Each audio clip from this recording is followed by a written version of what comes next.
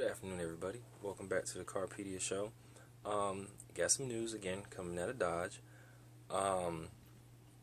Basically, you know how they released the wide body Charger Hellcat to complement the Challenger, and interesting, they actually discontinued the narrow body Hellcat.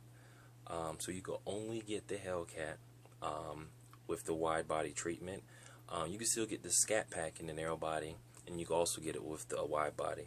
But Dodge claims now it is the fastest regular production four-door sedan in the world. It does 196. It was a little bit less than the narrow body because, you know, the wider wheels and the fenders, you know, reduce the coefficient of drag on the car. It's actually pretty interesting that they discontinued it altogether. I thought it was going to be like how you could get a narrow body Challenger and a wide body Challenger, but they discontinued it. Probably simplify production, you know, on a limited edition vehicle like this, especially as they cost so much.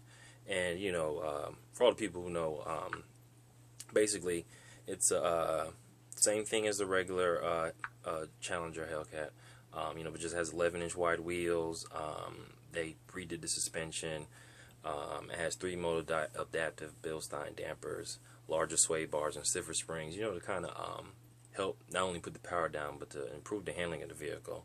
So that's pretty interesting. They will start being shipped out in early 2020. I'm going to go ahead and link the article down below so you guys can go ahead and see that. But also, other interesting news, you know how everyone's always basically talking about Fiat Chrysler. They basically have no small fuel efficient vehicles. I mean, outside the 500, but you know, they discontinued their small vehicle, the Dodge Dart, and their mid-size vehicle, the Chrysler 200. So technically, the most fuel efficient vehicle they have outside the Fiat 500 is a 6-cylinder Charger. But I don't know if you guys have been paying attention, but BMW recently bought a whole lot. They signed a contract with ZF, you know, the transmission supplier.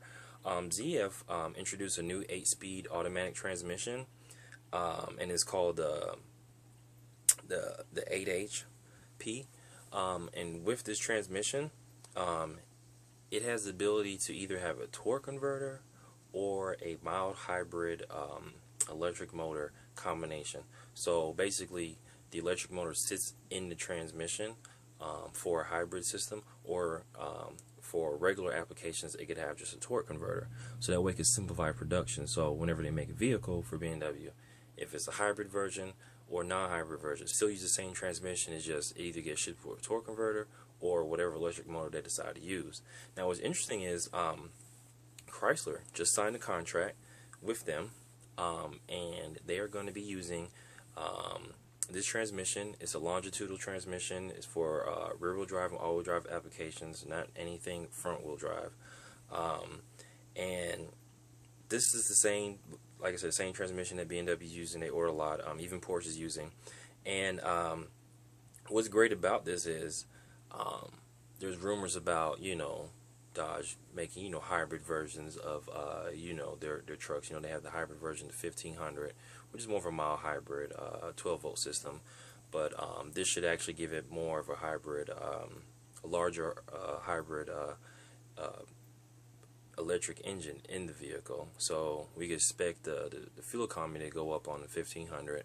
Most importantly is it'll give the Jeep Grand Cherokee and the Challenger an option to have a much more fuel efficient vehicle to bring up their corporate cab fuel economy. So that's pretty interesting. There's also claims already, you know, the Mopar guys are already talking about a performance hybrid version of the Hellcat and Scatpack, because you know, of ever tightening emissions and things like that. They got to figure out a way to still build these vehicles, the Hellcat and things. So it's interesting to see, will they continue to have the same amount of horsepower, the 707 horsepower and the 797 horsepower in the redeye, or do you think they're going to reduce the power a little bit and make up for it with the mild hybrid system in terms of performance hybrid? So it could go either way. I'm really leaning more towards the fuel economy aspect. I think that's what the main reason for them signing this contract, but I could see them later on You know, when the supercharged 6.2 will no longer meet emissions or regulations and stuff like that, I could see this transmission going in and supplementing what they lose in horsepower with the electric motor. And in some cases, if that's not the case, they might even go ahead and make it even more powerful than what they already have. And, you know, with the benefit of the electric motor, you know, instant torque off the line, and also better fuel economy. So it's interesting to see. I'm going to go ahead and put both links down. It's a Car and Driver and Motor One article. I'm going to go ahead and put them down in the link below. So tell me what you guys think about it, about them discontinuing the narrow body Hellcat Charger, and also tell me what you think about you know, them signing this new contract. Like I said, they've been using the ZF 8-speed. It basically comes in everything that Fiat Chrysler front engine rear drive or all-wheel drive, their trucks, the Grand Cherokee, all of those use this, the previous ZF 8-speed. So this new one is basically just the updated version of what they're already using.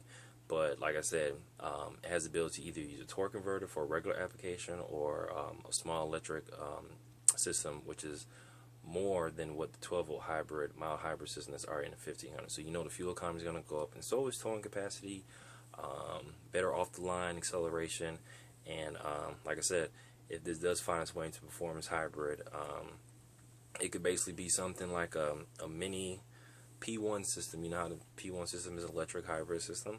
So like I said, it's pretty interesting what this will turn into. Like I said, with this, Dodge to get both the power and fuel economy they need, because I don't know if you, like I said, they really don't have anything fuel efficient to help them with their corporate average fuel economy.